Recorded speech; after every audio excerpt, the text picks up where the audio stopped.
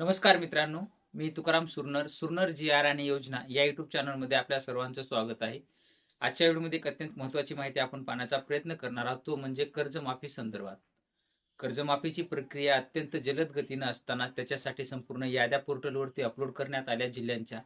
त्यानंतर याद्या जे काही अपलोड केल्याच्या नंतर त्याच्यामध्ये आता सविस्तरपणे शासन सुद्धा सक्रिय झालेलं आहे कर्जमाफी देण्यासाठी आणि त्याच्यासाठी ती जी काही कर्जमाफी देण्यासाठी एक याचं बँक अकाउंट ओपन करावं लागतं. त्याच्यासाठी पूल अकाउंट म्हणून सुद्धा बँक ऑफ महाराष्ट्रामध्ये खातं उघडण्यात आलेलं आहे.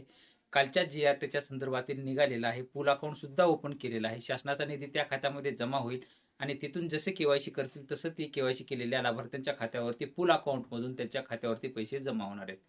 हे सगळंच होत असताना त्याच्यामध्ये जे काही रविकांत तुपकर यांचं शेतकरी नेते आहेत त्यांचं आंदोलन सुरू होतं, की त्यांच्या जे काही 27 ते 28 मागण्या होत्या. त्याच्यामध्ये 19 मध्ये जे काही कर्जदार होते शेतकरी त्यांना सुद्धा याच्यामध्ये समाविष्ट करण्यात यावं. प्रोत्साहन जे काही अनुदान ₹50,000 दिलं जात आहे त्याच्यामध्ये वाढ करण्यात यावी. अनेक अशा मागण्या त्याच्यामध्ये मान्य करण्यात आलेल्या होत्या. त्याच्यामध्ये तर 27 ते 28 अशा मागण्या होत्या. त्याच्या संदर्भातील जे काही राज्याचे माननीय मुख्यमंत्री फडणवीस साहेब यांच्यासोबत त्यांची बैठक झालेली आहे. त्या बैठकीमध्ये तुर्तास तरी माननीय मुख्यमंत्री साहेबांनी त्यांची जी काही मागण्या आहेत, ते मागण्या आम्ही मान्य करत आहोत असं तर आश्वासन दिलेलं आहे. आणि हे आश्वासन दिल्याच्या नंतर आता जर ते मागण्या पूर्ण करण्याच्या ह्याच्यामध्ये जर झालं, तर ज्या मान्य जे काही बदल जर करण्यात आला त्याच्यामध्ये, तर अत्यंत महत्त्वाची गोष्ट आहे. त्याच्यामध्ये शेतकऱ्यांचाच फायदा होणार आहे. 4 दिवस विलंब झाला तरी चालेल, परंतु त्याच्यामध्ये शेतकऱ्याचाच फायदा होणार आहे. परंतु हे फडणवीस साहेबांचं सरकार हे जे काही बदल आहे, ते 27 ते 28 मागण्या जे काही मान्य करण्याचं आश्वासन दिलेलं आहे, हे बदल नेमकं करेल का नाही करेल याची शाश्वती देता येत नाहीये.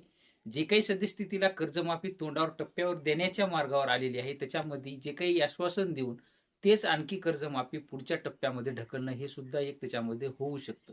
कारण की याच्यामध्ये बदल करायचा आला तर त्याच्यामध्ये परत आता सर्व रेडी झालेलं आहे. पोर्टलवर याद्या वगैरे सगळं रेडी झालेलं आहे. आता अकाउंट सुद्धा ओपन केले. पैसे पडणारच आहेत के-वाय-सी झाल्याच्या नंतर लगेच. परंतु त्याच्यामध्येच आता हे बदल करायचं हे एक जर कारण त्याच्यामध्ये आणलं तर त्याच्यामध्ये कर्जमाफी तोंडास आलेली त्याच्यामध्ये आणखीही विलंब लागू शकतो.